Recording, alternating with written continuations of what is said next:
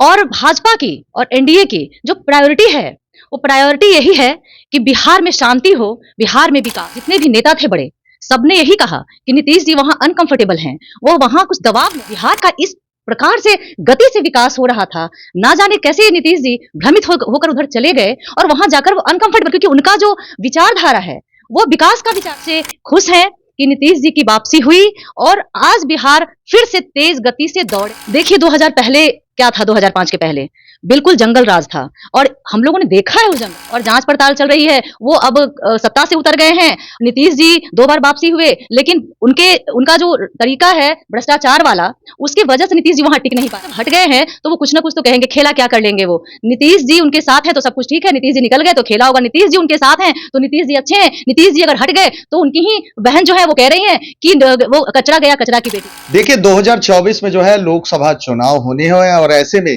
India गठबंधन को जो है बहुत बड़ा झटका लगा है, क्योंकि एनडीए के जो पुराने साथी थे नीतीश कुमार, अब उन्होंने पाला बदलकर एक बार फिर से बिहार में 9वीं बार जो है मुख्यमंत्री पद की शपथ ली है और कहीं ना कहीं इंडिया गठबंधन को ये बहुत बड़ा झटका माना जा रहा है। इसी क्रम में हमारे साथ बातचीत करने के लिए बीजेपी नेत्री आश्रुति शर्मा जी हैं। मैम, जिस तरह से नीतीश कुमार की जो घर वापसी हुई, क्या कहेंगे?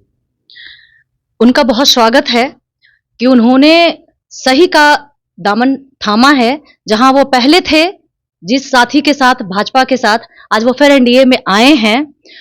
और भाजपा की और एनडीए की जो प्रायोरिटी है, वो प्रायोरिटी यही है कि बिहार में शांति हो, बिहार में विकास हो।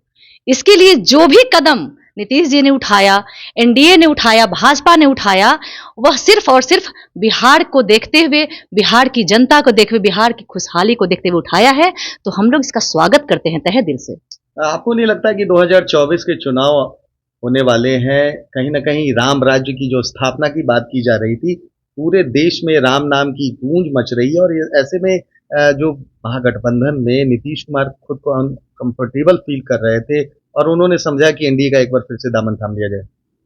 देखिए, वो हमारे तो जितने भी नेता थे बड़े, सबने यही कहा कि नीतीश जी वहां अनकंफर्टेबल हैं, वो वहां कुछ दबाव में हैं, जो दिख रहा था। और हम लोगों ने हमेशा यही कहा कि नीतीश जी वहां दबाव में ही रहेंगे, क्योंकि वह एनडीए के साथ थे और बिहार का इस प्रकार से गति से विकास हो रहा था, ना जाने कैसे नीतीश जी भ्रमित होकर उधर चले गए और वहां जाकर वो अनकंफर्टेबल, क्योंकि उनका जो विचारधारा है वो विकास का विचारधारा है और उधर वो जंगल राज है, वहां भ्रष्टाचार है। वहां नीतीश जी हमेशा सफोकेशन में रहेंगे, जो दिख रहा था।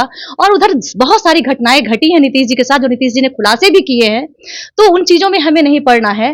भारतीय जनता पार्टी और हम सभी कार्यकर्ता इस बात से खुश हैं कि नीतीश जी की वापसी हुई और आज बिहार फिर से तेज गति से दौड़ेगा। अच्छा, जिस तरह से 2005 से पहले की बात करते हैं नीतीश कुमार, लगातार अपने भाषण में कहते हैं कि 2005 से पहले का समय आपको याद है ना, तो 2005 में और अब में क्या अंतर होने वाला है?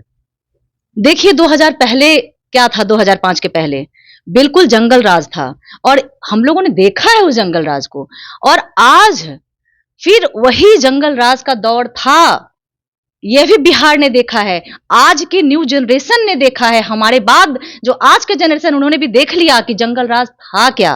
रोज हत्याएं, लूट, अब इन चीजों को भुला देगी बिहार। ऐसा नहीं हो सकता है, हमेशा याद रहेगी और रखेगी कि जब जब सत्ता में राजद आएगी तब तब जंगल राज आएगा।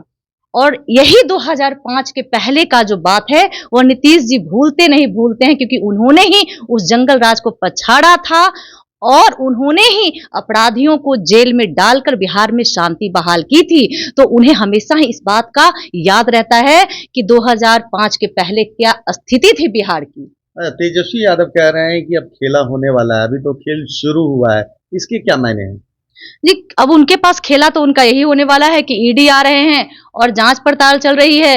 वो अब सत्ता से उतर गए हैं, नीतीश जी 2 बार वापसी हुए, लेकिन उनका जो तरीका है भ्रष्टाचार वाला, उसके वजह से नीतीश जी वहां टिक नहीं पाए। अब नीतीश जी जब हट गए हैं तो वो कुछ ना कुछ तो कहेंगे, खेला क्या कर लेंगे वो। नीतीश जी उनके साथ हैं तो सब कुछ ठीक है, नीतीश जी निकल गए तो खेला होगा। नीतीश जी उनके साथ हैं तो नीतीश जी अच्छे हैं, नीतीश जी अगर हट गए तो उनकी ही बहन जो है वो कह रही है कि वो कचरा गया कचरा की पेटी में। तो मतलब आपने रखा था तो क्या था। तो ये बहुत ही गंदी गंदी उनकी राजनीति है जो नहीं करना चाहिए। लेकिन चलिए ठीक है, वो अगर सोचते हैं कि कुछ खेला होगा तो करेंगे खेला। लगातार जो है राजद की तरफ से सवाल किए जा रहे हैं कि ये ईडी तभी आती है जब इलेक्शन आता है, और खासकर लालू परिवार को तंग करने के लिए किया जाता है। लालू जी जेल होकर आए हैं, सजा याफ्ता हैं, बीमार से बाहर आए हैं। ये सारे जो भ्रष्टाचार हुए थे वो आज नहीं हुए हैं, 2014 के पहले हो चुके हैं सारे भ्रष्टाचार। तो आज जब आप भ्रष्टाचार कर चुके थे तो आज तो ईडी आएगी ही ना, पूछताछ तो होगी ही ना, उनको तो कोर्ट में देना है ना। सारी जानकारी लेकर आपसे सारी बातचीत कर कर सारे दस्तावेज ईडी को देने हैं, ये उनका कार्य है, उसमें आप रोक नहीं सकते हैं। और यह तो उनका जो कोई भी राजनीतिक पार्टी होती है, जब उनके पास रेड आता है, जब वो फंसते हैं भ्रष्टाचार में, तो वो कहते हैं कि ये हमारे साथ करवाया जा रहा है। आपने किया था पाप, आपने किए थे घोटाले, तो आज उसका सारा हिसाब देना पड़ेगा। अच्छा, भारत न्याय यात्रा को लेकर राहुल गांधी जो है पूरे देश में भ्रमण कर रहे हैं। बिहार में भी आए थे, जिस तरह से उनको देखने के लिए जनसैलाब उमड़ा, खास एकदम बिहारी अंदाज में मुरट्ठा बांधकर खाट पर बैठकर रोटी सब्जी और गुड़ की खीर खाकर उन्होंने बिहारियों को धन्यवाद दिया और कहा कि ये नए राजनीतिक समीकरण है, ये संकेत है, एक बार फिर से कांग्रेस आ रही है। बिहार में वो आए हैं तो बहुत अच्छी बात है कि वो आए और बिहार की भूमि पर, बिहार की मिट्टी पर, खटिया पर बैठकर पगड़ी बांधकर वो बिहार की खुशबू लें और देखें कि बिहार क्या है, बिहार की संस्कृति, बिहार का संस्कार क्या है, ताकि उनके कोई नेता फिर बिहार के डीएनए पे आवाज ना उठाए। और जहां तक उनके यात्रा का सवाल है, तो जब उन्होंने पहले यात्रा की पद यात्रा, तो वो विफल हुआ, हार गए। अभी उन्होंने फिर यात्रा शुरू की है, इस यात्रा का परिणाम आप लोकसभा चुनाव में देखेंगे। राहुल गांधी फेल हो चुके हैं, ये उनके नेता भी मान चुके हैं कि राहुल गांधी को आगे करना कांग्रेस की हार है, और इस हार को हम लोग सब 2024 में देख लें। बताएं कि नीतीश कुमार के आने के बाद जो एनडीए का कुनबा है अब तो मजबूत हुआ है। 40 की 40 सीटें जो बात की जा रही थी वो लेंगे, 400 पार का आंकड़ा भी पूरा होगा क्या? जी बिल्कुल, अब हम लोग और भी मजबूती से लड़ेंगे और 40 की 40 सीटें हम लाने जा रहे हैं और 400 पार ही इस बार आएगा। जनता का भरपूर सपोर्ट नरेंद्र मोदी जी हमारे माननीय प्रधानमंत्री जी की तरफ था और भर भर के जनता का आशीर्वाद मिला है और जनता इतना पसंद करती है नरेंद्र मोदी को, जो बताया नहीं जा सकता है। राम जन्मभूमि का जो मुद्दा था वो हमने सुलझा दिया। आज जनता इतनी खुश है कि राम जी अपने घर वापस गए हैं, अपने मंदिर में, अपने घर में वो विराजमान हुए हैं। और उसके बाद हमारा एनडीए गठबंधन और मजबूत हुआ है नीतीश जी के आने के बाद। हम देखेंगे, आप देखिएगा कि 400 पार ही आएंगे और ये हमारी मजबूती है, हमारे गठबंधन की मजबूती है, एनडीए की मजबूती है और हमारे जनता का हमारे प्रति विश्वास और प्यार है।